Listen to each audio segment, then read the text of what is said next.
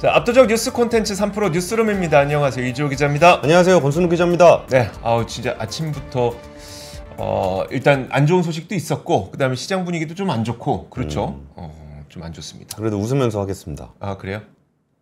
근데 뉴스는 다 안 좋은 그러니까 이게 지금 웃어도 되는 거 맞습니다. 근데 티몬 이거는 네. 제가 보기에는 굉장히 심각하게 진행이 되고 있는 것 같습니다. 지금 이거 관련된 내용들 좀 업데이트된 거 정리를 좀 해드릴게요. 오전에 이제 뉴스 3플러스에서 우리 권순주 취재팀장이 좀 말씀을 해주셨으니까 좀 업데이트된 것만 좀 말씀드리면, 계속해서 이제 판매 중단은 일어나고 있고, 판매 중단 이후에 그 페이먼트 서비스들도 더 이상 여기서 결제는 안 된다라고 하고 있고, 그 다음에 또 카드사들도 결제도 안 되고요, 취소도 안 되고요, 이렇게 해서 카드사들도 중단하고 있고, 또 은행들이 사실 셀러분들을 대상으로 이 일시대출 같은 거 해줬었는데 그것도 이제 안 된다 하고 있고, 모든 것이 다 막혀가고 있는 그런 상태입니다.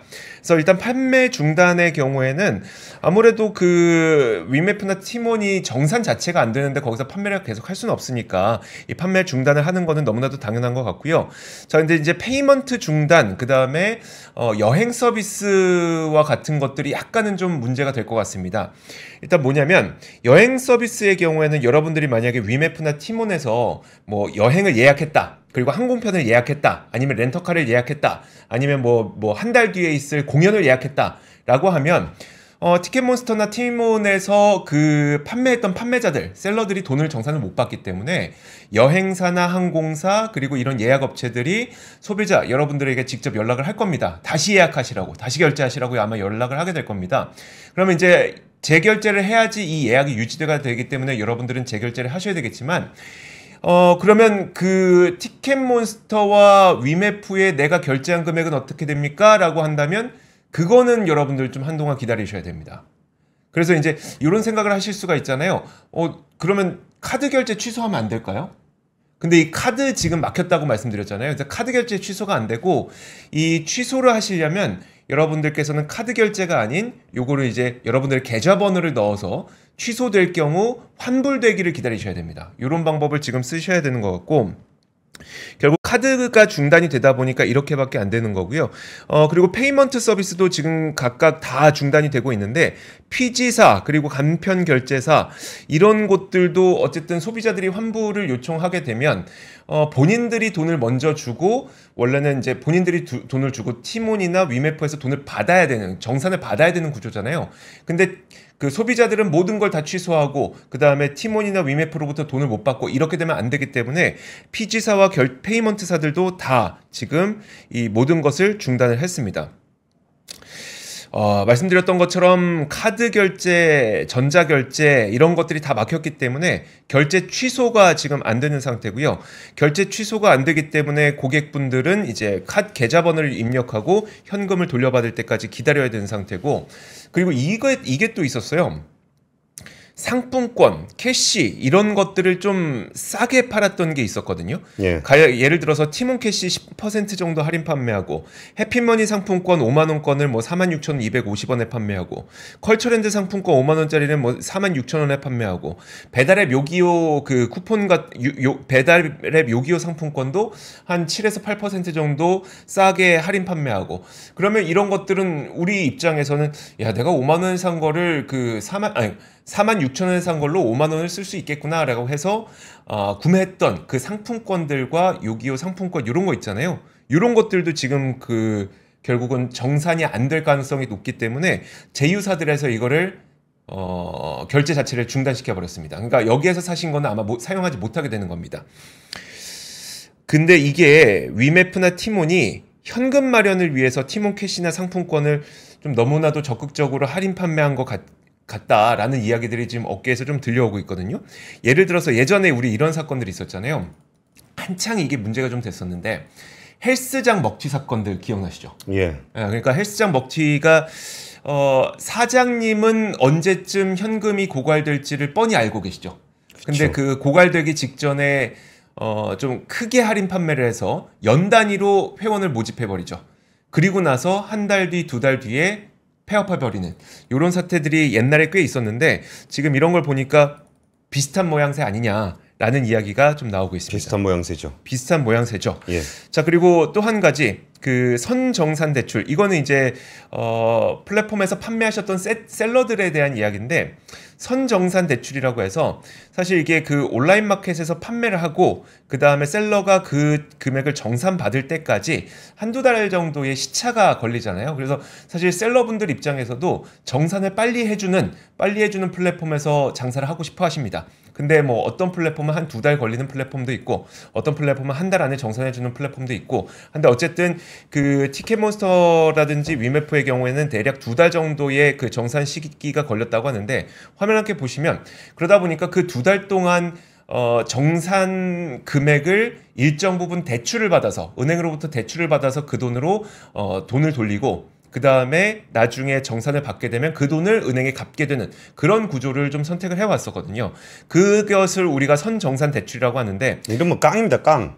이게 왜 깡입니까? 그러니까 어음 받아가지고 네. 그러니까 내가 이제 돈을 받아야 되는데 정산 기간이 기니까 네. 그거 이제 어음 가지고 이제 할인해서 받는 건데 그게 네. 대출 형식, 그러니까 현금으로 지급되는 게 아니라 대출 형식으로 하는 거라 이제 선정산 대출인데 네네. 그냥 구조만 보면은 이제 깡이라고 생각하시면 조금 깡이 더 어려운가? 그래서 그러니까 어쨌든 근데 은행 입장에서는 만약에 지금 셀러에게 대출을 해줬는데 온라인 마켓으로부터 정산을 못 받게 될 경우 이게 안 되잖아요. 그래서 이 선정산 대출도 중단이 됐습니다. 중단이 됐고 근데 만약에 그 셀러 입장에서는 일정 부분 대출을 받아놨는데 정산을 못 받게 될 경우에 그 또 이자가 붙는단 말이에요. 예. 이런 부분들도 지금 생각을 해야 되는 상태라서 지금 그 티몬과 위메프의 사태가 굉장히 좀 파장이 커지고 있습니다. 그러니까 지금 나오는 회사들은 뭐 회사당 뭐 100억 뭐 몇십억 이렇게 나오는데 네. 이게 일반 셀러들까지 다 계산을 해보면 이제 거래 대금이 이게 만만치 않은 회사잖아요. 티몬이나 유메프가. 그러면 그 거래 대금이 다 동결이 되는 문제이기 때문에 수천억 대의 피해가 나올 수도 있지 않을까. 머지 같은 경우는 그 전에 그렇게 유명한 일도 아니었는데 그것도 한 1000억 대 정도 동결이 됐었거든요. 네. 근데 여기서는 좀 더 사이즈가 클 것 같습니다. 어떻게 되나요? 어떻게 해야 됩니까? 아 근데 이게 공정거래위원회에서 뭐 얘기 좀 하지 않았었어요? 공정위에 오늘 그게 있었는데 발표가 있었는데 이제 공정위에서는 그건 우리가 할 수 있는 게 아니다. 라는 이야기를 했습니다. 그러니까 이게 금융으로 보면은 이제 예금을 넣고 대출을 받고 뭐 그래가지고 예금 넣은 사람이 돌려받으려고 하는 건데 네. 그게 이제 회사가 돈이 없어버리면은 예금이 없어지니까 예금이 없어지기 전에 어느 정도 지표가 내려가게 되면 금융감독원이 들어갑니다. 네. 금융감독원이 들어가서 영업 정지를 시켜가지고 인출을 금지를 시켜버려요. 네. 돈이 딴 데로 못 나가게 하고 최소한 회사 내에 남아 있는 돈이라도 이제 보호를 해서 나중에 현금 유출을 막으려고 하는 건데 사실 이런 회사들은 그 금융회사가 아니기 때문에 금융감독원이 그런 권한을 발동할 수가 없습니다. 네. 그리고 이전에 머지 같은 경우에는 제가 정확하게 기억은 잘 안 나는데 머지도 이게 금융회사가 아니다 보니까 네. 현금을 돌려서 한 거는 맞는데 그거를 머지 포인트 같은 걸 어떻게 해야 되냐라 그래갖고 전자금융사업자로 지정하는 내용들을 하려고 했었거든요. 근데 전자금융사업자라 그러면은 최소한 이제 금융감독원 소관으로 들어오니까 네. 어느 정도라도 좀 할 수 있지 않느냐라고 했던 건데 지금 뭐 티맨이나 위메프 같은 경우는 전혀 금융회사가 아니기 때문에 공정거래위원, 그러니까 금융감독원이 뭐 할 수는 없는 거고 그 공정거래위원장은 뭐라 그랬냐면 이제 미정산 문제는 민사상 채무불이행이다. 네. 그러니까 쉽게 말해서 돈 떼먹었다는 겁니다. 그러니까 돈 떼먹는 거를 이제 사적인 민간 사이에 거래해서 이게 뭐 사적으로 거래해서 돈 떼먹으면은 그렇죠. 그 사기가 되는 거잖아요. 네, 그걸 공정위를 하기는 좀 뭐하죠. 그러니까 그걸 공정거래위원회가 그럼 그걸 개입해서 하는 문제가 아니라 일일이 다 민사로 처리를 해야 된다라는 겁니다. 그럼 민사로 처리하려 그러면 거기에 뭐 소송하고 그러려면 거기 비용 들어가고 시간 걸리고 네. 이게 만만치 않거든요. 그리고 이게 자금이 또 어느 정도 이렇게 뭐 엄청나게 쌓여 있을 거니까 나중에 그거 다 돈 돌려놨고 나면은 남는 게 없을 겁니다. 네. 그러면 이제 빚잔치를 하게 되는 건데 이렇게 채권자가 많은 경우에는 채무 조정도 잘 안 됩니다. 그래서 피해가 생각보다 엄청 클 것 같습니다. 근데 이런 것도 참 문제인 것 같아요. 이전에 그 위메프가 감사 의견이 안 나왔을 때, 네. 그러니까 이게 금융 거래를 할 때 서로 돈을 주고받을 때 우리가 감사 의견이 안 나온 회사에다 거기가 채권을 발행한다거나 그럴 수 없잖아요. 없죠. 그럼 그 회사에다 누가 돈을 빌려주겠어요? 안 되죠. 근데 이게 우리는 지금 이제 이커머스를 이용할 때 돈을 보내고 받고 해서 그거를 이제 결제라고 생각을 하게 되는데 네. 결제는 짧은 기간이지만 일종의 부채가 되는 겁니다. 그쵸. 돈을 네. 돌려받을 권한과 상품에 대한 권리가 생기고 그 업체의 입장에서는 돈을 받을 수 있는 권리가 생기고 이거를 이행해 줘야 되는 주체가 이제 그 중간에 있는 커머스 업체가 네. 되는 건데 여기서 이걸 안 해버리면 양쪽으로 다 문제가 좀 생길 수밖에 없을 것 같아요. 그래서 이제 슬슬 그 안타까운 사연들도 좀 나오고 있어서 이 문제는 이제 시작이 아닐까라는 좀 걱정이 됩니다. 그러니까요.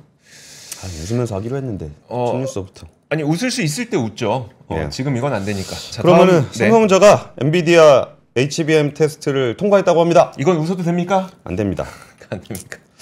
그러니까 로이터에서 보도를 한 건데요. 이게 참 요즘에 삼성전자 관련해서 HBM을 통과를 했네 안 했네 그게 자꾸 왔다 갔다 하니까 시장에서도 그것 때문에 이제 주가가 출렁출렁 움직이고 막 그래요. 그래서 저는 저도 이제 기자 일을 하고 있지만 기자들이 좀 그 기사를 좀 정확하게, 그러니까 기사가 틀린 기사는 아닌데 조금 더 이렇게 명확하게 써줬으면 좋겠다는 생각이 좀 들었어요. 이게 왜 그러냐면 오늘 그 삼성전자와 관련해 가지고 이제 나온 로이터 보도가 어떤 내용이었냐면은 이게 HBM3를 납품하게 됐다라는 내용이 들어 있어요.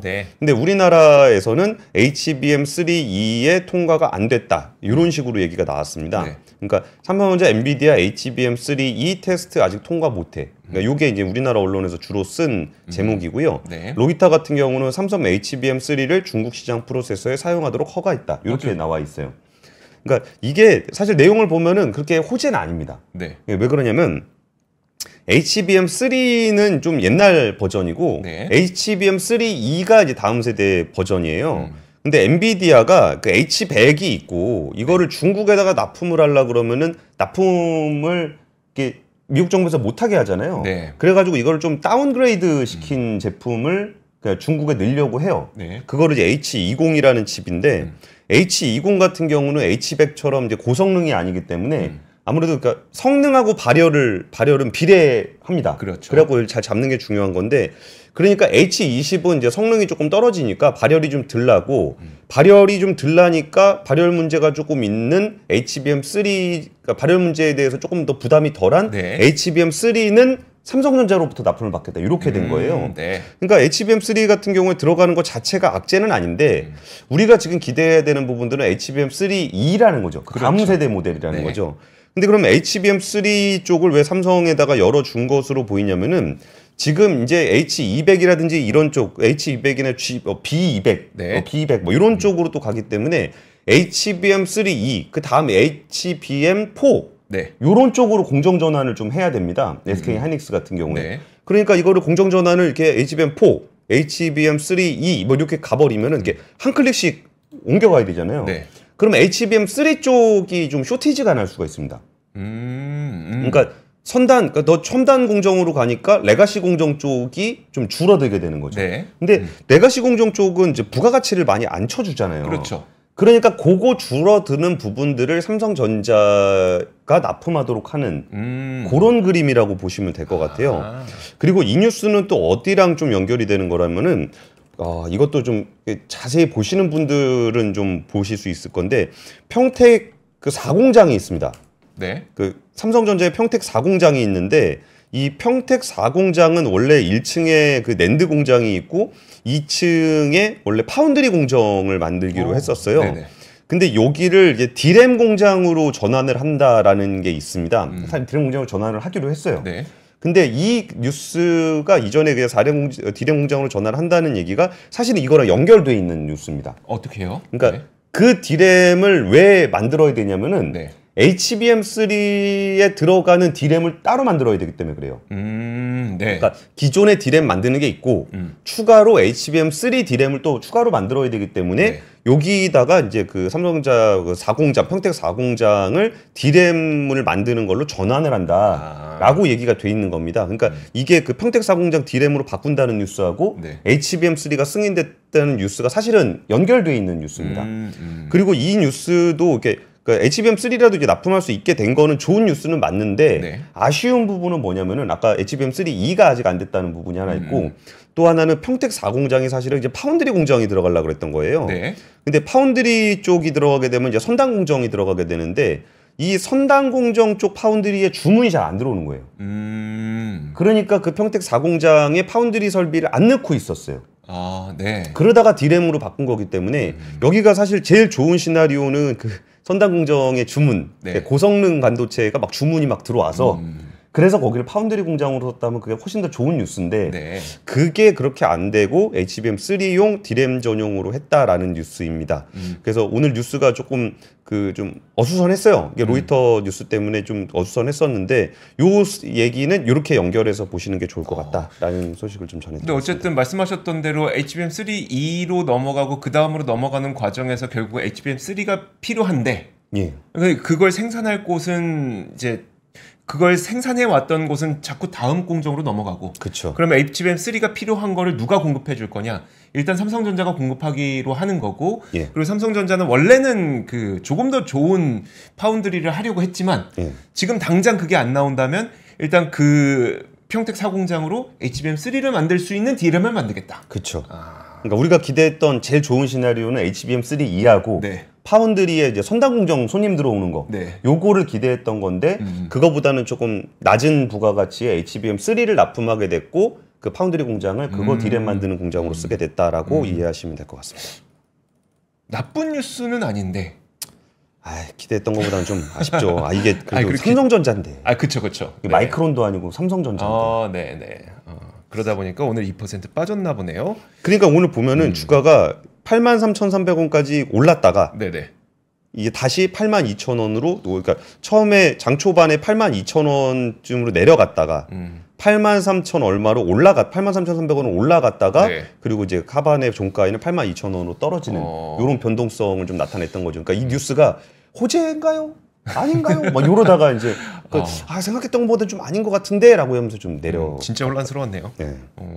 근데 그 권 팀장님 혹시 지금 사진 하나 준비해 주신 거 있는데 이거 혹시 첫 번째 뉴스에서 봤었어야 되는 겁니까? 아니면 뒤에 또 따로 나옵니까? 안 나옵니다. 이거 위메프 관련한 얘기인데 네. 좀 마음 아픈 얘기가 인터넷에 올라왔길래 한번. 그럼 한번 보면 어때요? 지금 한번 볼까요? 한번 보시죠. 네. 자, 화면 한번 올려주세요. 네. 일단 나 정말 성인 된 이후로 울어본 기억이 없는데 술 먹고 집에 오는 길에 10여 년 만에 온 것 같다. 오늘 팀 미팅 자리에서 회사의 일방적인 통보를 전해 들었을 때 어린 팀원들의 멍한 표정이 생각나고 정산금 몇십억 원이 물려 있는데 죄송하다고 말씀드리니 오히려 MD님이 잘못한 게 아니라며 위로하는 우리 벤더사 대표님들의 떨리는 목소리도 생각나고 정말 한 시간은 온 것 같다. 위메프 직원으로 보이죠? 그러네요. 예. 네. 그러니까 이제 통보를 하는 거죠. 자기가 이제 물건 납품하라고 MD가 그렇죠. 했는데 지금 MD 분이신 것 같아요. 열심히 자기가 이제 영업해서 우리 쪽에다가 합시다라고 해서 물건을 넣었는데 물건은 내보냈는데 정산이 안 되니까 안 돼서 벤더분들한테 돈을 못 드린 거죠 지금. 네, 그래서 미안하다 그러니까 이제 벤더사 대표도 이게 네가 잘못한 거는 아니지 않냐라고 얘기하면서도 그 데미지를 입어야 되는 입장에서는 좀 목소리가 떨리고 있었다. 그렇죠. 뭐 이런 얘기인 것 같아서. 근데 이런 소식이 앞으로 좀 많이 나오겠네요. 많이 나올 것 같아요. 아마 우리가 그 기사를 통해서 볼 때는 소비자들의 좀 가슴 아픈 사연들이 많이 부각되겠지만 그 이면에 이제 벤더사분들이나 셀러분들이나 이런 분들이 또 굉장한 또 피해를 보고 계시기 때문에 그런 부분들도 저희는 좀 앞으로 체크를 해드리도록 하겠습니다. 알겠습니다. 자, 그리고 다음 뉴스 한번 보도록 하겠습니다. 다음 소식 헤드라인 한번 올려주시겠어요? 자, 이거는 좀 웃어도 되지 않을까요? 팀장님, 이건 좀 웃어도 되지 않을까요? 요새 뭐 화장품이야 워낙 좋으니까요. 너무 당연한 겁니까 그냥? 이제 웃어도 안 될 만큼 당연한 겁니까? 아니죠. 이게 물 들어왔으면 노를 저어야죠. 그렇죠. 예. 자, 제가 기다리던 그 통계가 나왔습니다. 미국의 중소기업들이 화장품을 수출하는 것이 워낙 좋다 보니까 상반기 중소기업 수출이 호조세를 기록했다라는 소식입니다. 일단 그 상반기 중소기업 수출이 571억 달러를 기록해서 작년보다 4% 정도 올랐어요. 화면 한번 보여주세요. 중소기업이 얼마나 수출했는지를 보여주는 자료인데요. 이게 역대 최대로 가장 수출이 좋았을 때는 2022년입니다. 이때는 워낙 많은 분들이 쇼핑을 많이 했으니까 그랬던 것이고 지금 거기에 준해서 거의 역대 최대치까지 올라가고 있는 시점이 지금이라고 보시면 될 것 같습니다. 571억 달러를 기록했고, 그리고 여기서 또 좀 눈에 띄었던 점이 뭐였었냐면 세 개 분기 연속 수출 플러스를 기록했을 뿐만 아니라 수출 중소기업의 수가 역대 최고를 기록했습니다. 7만 7천 개 수출하는 중소기업의 수가. 수출하는 중소기업 수도 역대 최고치를 기록했고, 이런 가운데 상반기 중소기업들의 수출액도 계속해서 늘어나고 있고, 이런 가운데 그럼 무슨 품목이 가장 잘 팔렸는지를 보면 10대 수출 품목 가운데 2개 빼놓고 다 잘 팔렸습니다. 자동차, 기계요소 빼고. 저 자동차는 좀 내려와야 돼요, 저거. 이건 없어져야죠. 이건 없어져야죠. 자, 화장품 30% 늘어났고요. 뭐 플라스틱 제품 8% 늘어났고요. 뭐 다른 반도체 장비 뭐 이런 것들도 많이 늘어났습니다. 자, 그런데 제가 오늘 보여드리고 싶은 거는 이 화장품인데요. 아무래도 그 1등 공신은 지금 화장품입니다. 여러분들 아시겠지만 그 국가별로 보더라도 가장 화장품이 잘 팔리고 있는 국가를 놓고 보면 미국이라고 볼 수가 있을 것 같아요. 미국. 자, 미국이 일단 그 상반기 중소기업 수출액 10대 국가 가운데 미국이 16% 증가했고요. 베트남 들었고요. 일본은 뭐 상반기에 약간 줄어들긴 했습니다만 베트남 들었고요. 저 은근히 달러 표시 문제도 좀 있을 겁니다. 아, 엔화 약세요? 예, 예. 그런 부분들 있을 것 같습니다. 자, 여기서 그러면 국가별로 화장품이 어느 국가에 많이 늘어났는지를 밑에 보여드렸습니다. 미국 61%. 아유, 넘어갔네. 미국 61%, 일본이 20%. 어마어마하지 않습니까? 요즘에 우리가 그 한국 화장품이 어디서 잘 팔립니까? 놓고 보면은 미국, 일본, 베트남 이쪽 굉장히 많이 꼽거든요. 지금 딱 나오죠. 미국이 61%, 일본이 20%, 베트남이 33% 이렇게 증가하고 있다. 그리고 대기업 수출은요. 대기업 수출은 사실 지난 상반기 동안 거의 한 23% 감소했어요. 그런데 이런 가운데 중견기업이 16%, 그 다음에 중소기업이 30% 늘어났습니다. 얼만큼 우리나라의 인디 브랜드들이 전 세계 화장품 수출에서 많은 역할을 하고 있는지를 확인해 볼 수 있는 자료고, 일단 오늘 그 나온 통계 자료로는 이런 자료들이 있고요. 제가 얼마 전에 이제 그 증권사 리포트 보다가 굉장히 인상 깊게 봤던 게 뭐였었냐면, 전 세계 화장품 시장에서 수출을 가장 많이 하는 국가는 프랑스가 너무 당연할 것 같잖아요. 예, 예. 2위 국가, 그러니까 전 세계에서 두 번째로 화장품 수출 많이 하는 국가가 어디일 것 같으세요? 지금 이렇게 얘기하는 거 보니까 한국! 놀랍지 않습니까, 네. 근데? 출제자의 의도를 파악한. 그러니까 이게 네. 아니 물론 화장품 수출이 많다는 건 아는데 우리가 이런 얘기를 들었을 때 저도 약간 사대주의적인 생각을 좀 불충하게 갖고 하자면 저는 일본 생각했었어요. 일본. 네. 저는 SK2 뭐 이런 거. 아, 그쵸. 네. SK2. 저는 오히려 미국 같은 기업들 생각했거든요. 뭐 ELF 이런 것들 많이 만드니까. 한국이 독보적으로 2위입니다. 와, 이거는 진짜 글로벌 시장에서 어마어마하구나라는 걸 좀 보여줄 수 있는 자료가 있는데, 이 내용은 저희가 압권을 통해서 좀 보내드리도록 하겠습니다. 네, 그리고 이제 거기서 그 실제로 수출해본 회사 그 티르티르 만나셔가지고 네. 제가 직접 취재한 내용까지 어떤 부분들이 그 인디 브랜드가 성장할 수 있는 배경이 됐는지, 그리고 뭐 좌충우돌 하는 얘기들 그런 얘기도 좀 이거 저희가 압권으로 준비하고 있습니다. 네. 다음 뉴스는 이게 저는 경제 뉴스를 전하는데 제목은 주택 인허가 24% 감소에 깜짝 분양가 조정하지 말라는 정부, 요 제목을 이렇게 달아놨는데 네. 이게 경제 뉴스가 참 이렇게 마음이 불편한 게 일단 공급 부족으로 부동산 가격이 오르고 있다라는 비판이 좀 많이 나왔어요. 맞아요. 그리고 그 근원이 이제 공급은 좀 그러니까 실제 준공은 좀 되고 있는데 인허가가 좀 많이 부족하다. 네. 그러니까 인허가가 부족하다는 건 한 2, 3년 후에 공급이 줄어들게 될 거다라는 네. 얘기죠. 그래가지고 그게 이제 좀 부동산 가격을 자극할 위험이 있다. 이런 얘기를 하고 있는 겁니다. 네. 그러면은 이거를 그럼 부동산 공급을 늘리려면 어떻게 해야 되냐라고 얘기를 하게 되면은 되게 아이러니하게도 이제 건설사에다 인센티브를 줘야 됩니다. 그러니까 공급이 줄어서 부동산 가격이 올라가는 거는 좀 싫잖아요. 네. 근데 건설사에다 인센티브 주는 것도 싫은데요? 싫잖아요. 경제가 이게 항상 이런 면이 있어서 좀 불편한 겁니다. 네. 그래가지고 이전에 인허가 문제를 저희가 한번 다루면서 부동산 가격이 많이 오르고 있어서 인허가에 대한 부분들을 개선을 할 건데 결국 정부가 그 건설 쪽에다가 좀 인센티브를 주게 되지 않겠느냐라는 얘기를 좀 했었는데 정부가 17개 시도 지자체를 소집해서 주택 인허가 지연 이유에 대한 부분들을 점검을 했습니다. 네. 그러면서 그 각 지자체가 인허가 처리 지연이 발생하지 않도록 당부를 했는데요.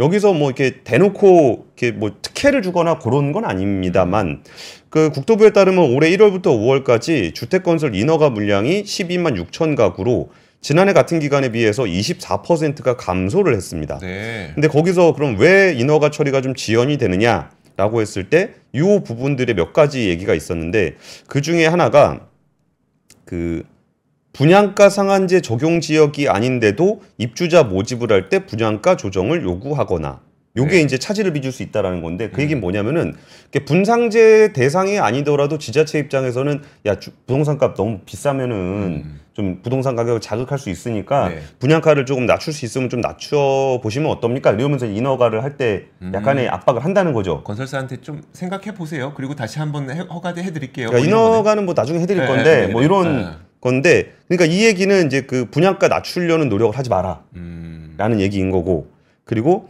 인근 주택 민원 등을 이유로 임대주택 사업 승인을 거부하는 경우 그러니까 주민 민원이 있어서 뭐 임대주택 뭐 사업 승인 잘 안 하고 뭐 이런 것들이 주민들이 반대를 해도 그냥 해줘라 라는 얘기고 법적 근거 없는 건물 층수 또는 세대수 제한이나 지구 단위 계획에 맞지 않는 건물 용도 제한 사례 뭐 이런 것들을 하지 말아라고 좀 요구를 했습니다. 그러면서 뭐 저런 거 있어요. 그 기부 체납. 네. 표현을 법정 기준을 초과해 과도한 기부 체납을 요구하거나 용적률 등 인센티브를 충분히 부여하지 않는 경우가 인허가가 늦어진다. 이런 얘기들이 있었는데 그 얘기는 뭐냐면 기부 체납이라는 게 그런 거잖아요. 이게 여기 질 때 네, 뭐 공원 지어주세요. 네, 네. 공공의 이제 다양한 사람들이 이용할 수 있는 어떤 시설들을 좀 짓도록 하는 거잖아요. 네. 그거 하지 말라는 거죠. 되게 건설사들 입장에서는 부담이 너무 완화됐는데요. 그러니까 이게 물론 이제 합법적인 선에서 하라 그런 얘기는 그렇겠죠. 맞아요. 네네. 근데 결국은 이제 이런 부분들에 대한 인센티브를 좀 주면서 인허가를 그러니까 인허가를 조금 더 수월하게 할 수 있도록 해라라는 얘기가 오늘 좀 있었습니다. 되게 알겠습니다. 좀 찝찝하죠. 네. 그 공급 때문에 부동산 가격 오르면 안 되는데. 라고 했더니 그렇다고 해서 뭐 기부 체납 좀 더 받았으면 좋겠고 네. 여기에 뭐 분양가도 너무 높게 가져가지 않았으면 좋겠는데 뭐 그런 부분들을 완화해라. 분양가 높여라. 네, 그런 얘기. 높여라까지는 아니지만 네. 그런 얘기가 좀 있었습니다. 자, 다음은 제가 좀 간단한 단신 좀 전해드리도록 하겠습니다. 결혼이 늘었다고 합니다. 근데 결혼이 늘자 출생아 수도 늘었다고 합니다. 자, 지난 5월 태어난 아기가 1년 전보다 500명 가까이 늘었어요. 그래서 어느 정도가 됐는지 보니까 5월 출생아 수가 19,547명. 작년 같은 달보다 한 514명 정도 증가해서 2.7% 늘어났으니까 아주 크게 늘어난 건 아닌데 4월에도 한 520명 정도 늘어났다는 거예요. 그러면 이제 두 달 연속 4월하고 5월 두 달 연속 출생아 수가 늘어난 거잖아요. 예. 근데 이렇게 두 달 연속 출생아 수가 늘어난 게 8년 반 만에 처음이랍니다.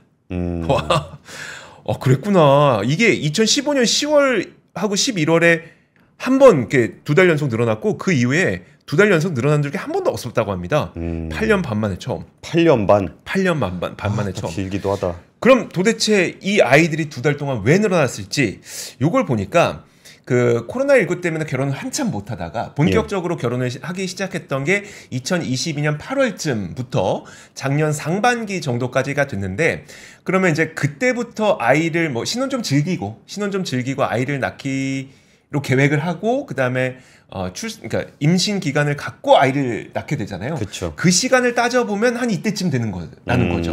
그러다 보니까 2022년 8월부터 결혼율이 늘어나기 시작해서 2023년 상반기까지 결혼이 많이 일어났던 부부 가운데 이제 좀 출산을 하기 시작했더라라고 하는 얘기가 지금 약간의 이유로 꼽히고 있습니다. 결혼 건수가 그리고 이번 5월에 20%대 증가했어요. 5월 혼인 건수가 21% 늘어나서 2만 900건 정도가 됐고요. 4월에도 24% 늘어났거든요. 그러면 우리가 이런 걸 한번 생각을 해봤을 때 결혼을 했으니까 이제 신혼 좀 즐기고 이제 결혼 계획 출산 계획 갖고 한 10개월 정도 임신한 다음에 아이를 낳게 되면 예. 내년 하반기쯤에는 좀 출산율의 반등을 기대할 수 있지 않을까요? 저는 큰 기대는 없습니다. 아 그래요? 떨어지는 칼날을 잡지 말라 그랬잖아요. 아 그래도 결혼을 안 할 때보다는 낫잖아요. 그렇죠. 예. 지금 한 5월하고 4월에서 20%씩 혼인 건수가 증가했다고 하니까 전 내년 하반기 좀 기대를 해보려고 합니다. 알겠습니다. 다음 뉴스는 신성통상 관련한 뉴스입니다. 오늘 신성통상 관련해서 공개 매수가 22일까지 진행을 하고 네. 그다음에 마무리가 됐는데 신성통상이라는 회사에 대해서 잘 모르실 거예요. 네. 여기가 그 의류 브랜드 탑10 고 하는 회사거든요. 그렇죠. 그리고 지오지아 이런 데를 구하고 있는 건데 우리가 이제 두산 밥캣 관련해 가지고 이게 로보틱스랑 하는 거에 대해서 뭐 거버넌스. 국회에서도 뭐 네. 법안도 나오고 거버넌스 포럼에서도 얘기를 많이 나오고 있는데 이게 작은 회사들 같은 경우는 좀 주목받지 못하는 경우가 좀 많이 있습니다. 신성통상은 지금 뭘 하고 있냐면은 공개 매수를 하고 있습니다. 공개 매수를 해서 이제 목표는 이제 상장 폐지를 하려고 그러는 것 같아요. 네. 그래가지고 이제 그 종전의 지분율이 77.98%니까 대충 78%인데 목표를 한 95%로 잡았습니다. 근데 목표를 95%로 잡은 이유는 그 상장 폐지 요건이 네. 95%예요. 그래가지고 이제 그 공개 매수를 진행을 했는데 이 공개 매수에 응한 지분이 한 5.9% 정도만 응했다고 합니다. 그리고 상장 폐지 요건을 채우지 못한 건데 원래 시가에 대비해서 공개 매수 가격은 좀 더 위로 하잖아요. 네. 그럼에도 불구하고 이거를 이제 사람들이 공개 매수에 응하지 않았던 이유는 이제 두 가지가 있습니다. 하나는 공개 매수를 실패하게 되면은 그거보다 더 높은 가격으로 공개 매수를 하게 될 거다라는 기대. 네. 그래갖고 일반적으로 공개 매수를 할 때는 보통 다시는 기회를 주지 않는다라는 얘기를 보통 합니다. 그래야 지금 가격에 팔죠. 예, 그런 게 있고 그리고 또 하나 문제는 뭐냐면은 이 회사가 굉장히 알짜 회사입니다. 네. 그래갖고 주당 순자산이 한 3,100원 정도 돼요. 근데 지금 주가가 2,300원입니다. 그러면 네. 그럼 이거는 뭐냐면은 그 2,300원짜리 주식인데 네. 이거를 다 사면은 3,100원이 되는 그렇죠. 네. 마법의 주식입니다. 그렇죠. 이런 경우에는 이제 그 주식을 다 사드리고 싶은 건데 그 주주들 신성통상 주식을 가지고 있는 분들도 대부분 이 상황을 알 겁니다. 그러니까 주 가격이 너무 낮다. 네. 그러니까 적정 가격으로 이제 언젠가는 갈 수 있다. 적정 가치를 찾아갈 것이다라고 해서 분석을 해서 투자를 하셨을 건데 여기에 매출액이 2019년 9,500억에서 2023년 1조 5천억 원으로 크게 늘었습니다. 네. 그러니까 실적은 좋아지고 워낙 저평가가 돼 있고 그러니까 이 주식을 산 거예요. 그렇죠. 근데 주가는 안 올라요. 뭐 배당도 안 하고 뭐 그냥 계속 그 가격으로 머물러 있습니다. 그러더니 갑자기 그 주식을 그 가격에 내놓으라는 겁니다. 네. 그러니까 못 내놓죠. 그렇죠. 근데 그렇잖아요. 이 기업의 주당 순자산 가치가 3,100원인데 2,300원에 내놓으라고 하니 안 내놓죠. 안 내놓죠. 네. 그러니까 이거를 근데 지금 기대하는 거는 추가로 그 공개 매수 가격을 높일 수 있다라고 보는 거잖아요. 네. 근데 안 그럴 수도 있습니다. 왜냐면 이거는 우리나라에 있는 또 다른 나라 다 있는지 모르겠는데 거의 우리나라밖에 없을 것 같긴 해요. 네. 요거를 보통 스퀴즈아웃이라는 용어를 써요. 스퀴즈아웃은 스퀴즈아웃. 뭐냐면은 우리나라 말로 하면은 소수주주 축출 제도라고 합니다. 그러니까 소수주들을 쫓아내는. 그래갖고 이제 95% 이상 되면 상장 폐지를 할 수 있는 것도 이제 그런 요인인데 네. 우리나라에는 이제 포괄적 주식 교환이라는 게 있는데 포괄적 주식 교환이라는 건 뭐냐면은 77% 이상 특별 결의를 하게 되면은 네. 그 주식을 회수할 수 있어요. 그리고서 현금으로 줄 수 있습니다. 아. 그냥 시가로 돈 주고 끝낼 수 있어요. 그럼 제가 안 팔고 싶어도 뭐 아까 2,400원이었었나요?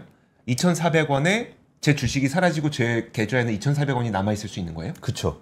그러니까 이거는 그 전에 이거 나의 주주권, 나의 재산이잖아요. 네, 네. 근데 그거를 그 주식을 그냥 현금으로 돌려주는 게 77% 특별 결의로 가능하다는 거예요.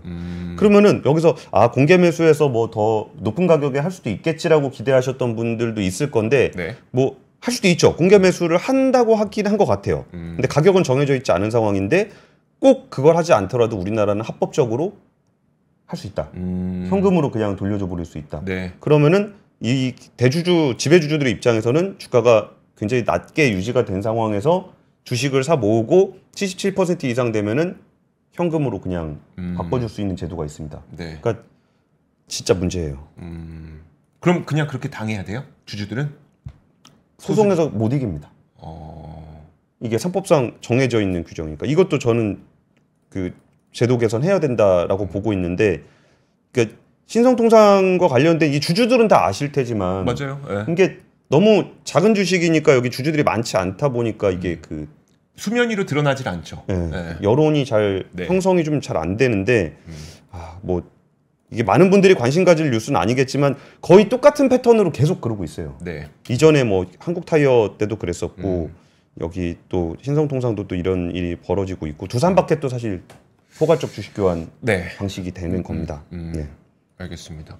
되게 억울하겠네요. 그러니까 그 기업의 가치를 정확하게 평가하고 내가 투자를 실행했다고 생각을 했는데 딱 나의 주식을 그냥 시가에 딱 현금으로 바꿔버리고 본인들은 상장 폐지를 한 다음에 그 다음에 보통 이런 기업들은 뭘 합니까? 배당을 하죠. 배당을 하죠. 네. 이제 현금을 쫙 뽑아낼 수 엄청 있죠. 배당을 하죠. 네. 아니면은 저기 상속. 상속. 그러니까 신성통상이 그렇다는 게 아니라 좀 낮은 가격에서 이제 상속을 네네. 하게 되면은 저게 됩니다. 예. 상장 폐지되더라도 매도 안 하면 비상장 주식으로 보유할 수도 없고 강제 매도되는 건가요? 네. 그렇죠. 강제 아니 그러니까 상장 폐지되면은 그 비상장 주식으로 가질 수는 있는데 그러면 현금 유동성이 굉장히 떨어지게 되고 매매할 때 저기 내야 되고 매매가 안 되죠. 굉장히 좀 고통스러운 경험을 하게 됩니다. 그리고 이제 포괄적 주식 교환하게 되면 현금으로 그냥 그렇게 주는 네. 겁니다. 알겠습니다. 예. 자, 예, 아마 아시는 분은 아시네요. 쌍용 CNE도 그렇습니다. 보통 사모펀드가 그런 거 많이 합니다. 제가 저평가되는 회사 산 다음에 지분율 그러니까 공개 매수 조금 하고서 네. 포괄적 주식 교환으로 100% 만들고 다 소액주주들 내보낸 다음에 그 있는 돈으로 유상감자라든지 배당을 통해서 이제 현금을 뽑아내는 그런 언제까지 그래야 되나? 이거 근데 상장 폐지를 위해서 그렇게 할 때 뭐라고 어떻게 하기가 손쓰기가 어렵더라고요. 자, 좋습니다. 3프로 뉴스룸 여기까지 하도록 하겠습니다. 저희는 내일 오겠습니다. 고맙습니다. 감사합니다. 박근영, 이선영, 사경인, 염승환 투자 마스터들의 세심한 케어로 건강한 투자 습관을 만드세요. 3프로 멤버십 3프로 앱에서 확인하세요.